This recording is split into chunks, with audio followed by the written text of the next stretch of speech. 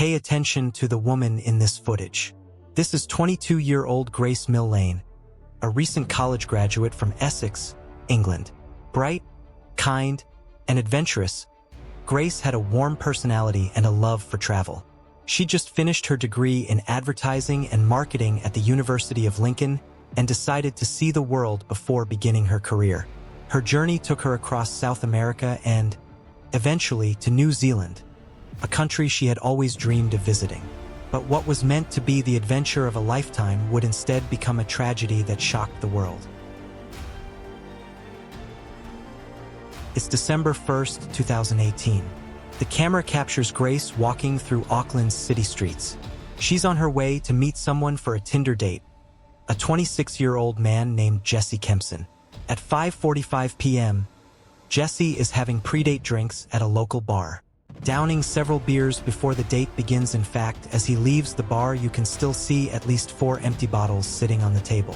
Jesse has just finished his last beer in a nearby bar when he receives a message from Grace, saying she's close. Moments later, he heads to the meeting point, a popular spot where there's plenty of people making Grace feel safe. The two greet each other with a hug, marking the start of their evening together. Their first stop is a casual bar where they order drinks and chat. Soon after, they move on to a Mexican restaurant for dinner. Later, they visit another bar to end the night named Blue Stone Room around 8:30 p.m. This will be where Jesse tries his luck and sees if he can get a little closer to Grace. At 8:54, cameras capture them sharing their first kiss. This is when Jesse takes a trip to the bathroom and where Grace sends her very last message to anyone, telling her friends that it's going amazingly well and that she just clicks with him so well. But the night was far from over. Minutes later, the pair decide to head back to the City Life Hotel, where Jesse already has a room booked. That footage of them walking together through the city would be the last time anyone would ever see Grace Millane alive. The next morning, Jesse is seen stepping into the hotel elevator alone. Grace is nowhere to be found. For a moment, it could appear that she's simply asleep in the room, but something is wrong. He glances up at the camera, nervous and uneasy. Minutes later, surveillance footage captures him entering a warehouse store, browsing the luggage aisle, and purchasing a large suitcase. He returns to the hotel with the suitcase in hand and wheels it calmly toward his room. Later that night, he's seen again, pushing a hotel trolley loaded with several bags and that same suitcase, now visibly heavy and full. To Jesse Kempson, it must have felt like he had just gotten away with the perfect murder. As we uncover the truth behind this, tell us your name and where you are watching from on the comments, and don't forget to subscribe. On November 19, 2018, just days earlier, Grace Millane had arrived in Auckland, New Zealand, 11 days into what she'd hoped would be the journey of a lifetime. The 21-year-old from Wickford, Essex, had worked hard and saved for months to fund her backpacking trip. Since leaving home, she kept in constant contact with her family, sending photos, updates, and cheerful messages describing each new stop on her route. But on December 2nd, her 22nd birthday, all communication stopped. Calls went unanswered. Texts from family and friends wishing her happy birthday were never delivered. For the Millane family, Grace's sudden silence was deeply alarming. For days earlier, Grace had matched on Tinder with Jesse Kempson. Their chats were light and easy, leading to a plan to meet in person.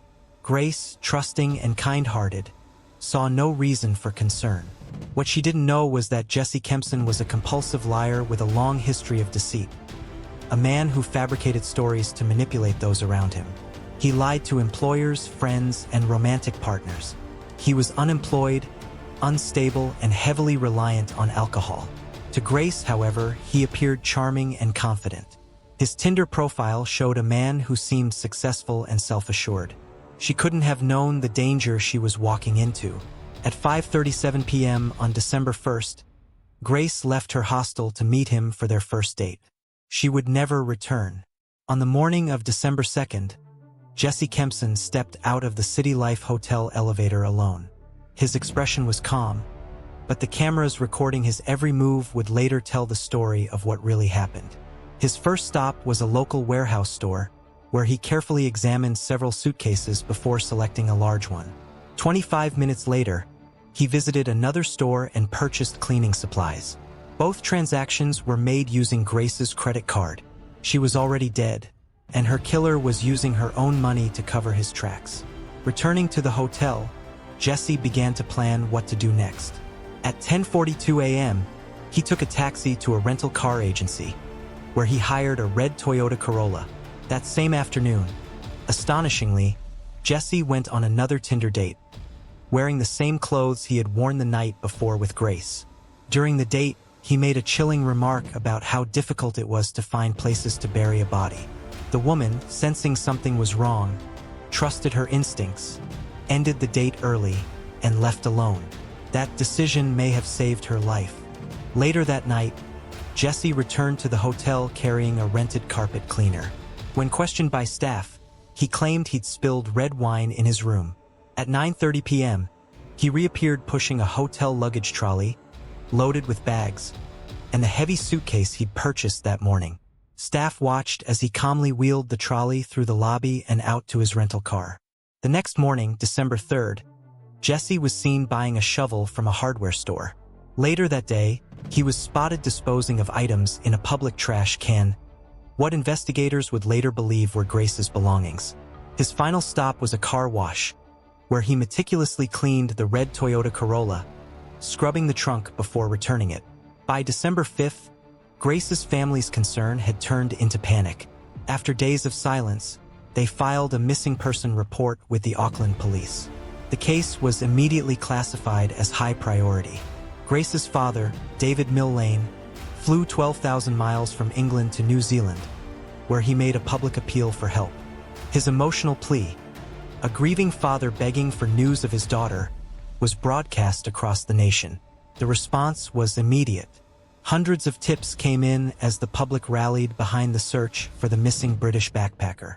Police began analyzing CCTV footage and digital records from across the city, trying to trace Grace's final movements. Within hours, investigators established a timeline, tracking her from her hostel to the City Life Hotel, in the company of a man later identified as Jesse Kempson. At 3 p.m. that same day, detectives arrived at the hotel looking for him. As they spoke with staff at the front desk, Jesse entered the lobby. Spotting the officers, he quickly turned and tried to walk away. Detectives noticed his evasive behavior immediately. They followed, stopped him, and brought him in for questioning. During the interview, Jesse denied any involvement. He claimed he and Grace had drinks, said goodbye on the street, and went their separate ways. His story was confident and calm, a performance polished by years of lying. With little evidence at that stage, police had no choice but to release him. But that would soon change. The next day, forensic teams entered Jesse's hotel room. Despite his thorough cleaning attempts, they found what he couldn't erase: traces of Grace's blood on the carpet. Digital evidence followed. Investigators recovered Jesse's internet search history from the early hours of December 2nd, when Grace was already dead. The searches were disturbing: hottest fire, flesh-eating birds, and Waitakere ranges. Afterward, he visited adult websites and even took photographs of Grace's lifeless body. Detectives also discovered that a recent update on Grace's Facebook page, which had given her family brief hope she was alive, had been posted only hours before her death. After killing her, Jesse had accessed her profile and commented beneath her photo, "Beautiful, very radiant." By now, police were certain of what had happened. On December 8th, Jesse Kempson was arrested for a second time. They were talking to me about 50 Shades of Grey, which is a sex fantasy movie that's out. We started having sex. At first it was just normal. It was very placid. And then she asked me if we could get into bondage. And then all I remember is falling asleep in the shower. I need to stop. I need to go. Would you like some fresh air? Yeah, please. I was in shock and I didn't know what to do. I went downstairs and I was just, I don't know, I was all over the place. I didn't believe what had happened.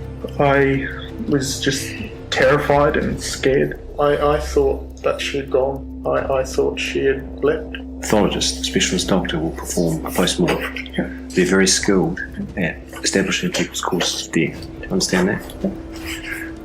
Faced with the overwhelming evidence, CCTV footage, digital records, financial transactions, and forensic results, his story fell apart. He eventually led police to a remote area along Scenic Drive near the Waitakere Ranges. There, just a few yards from the road, officers found a patch of disturbed earth. They began to dig. Inside, they discovered the large suitcase Jesse had bought days earlier. Inside that suitcase was the body of Grace Millane.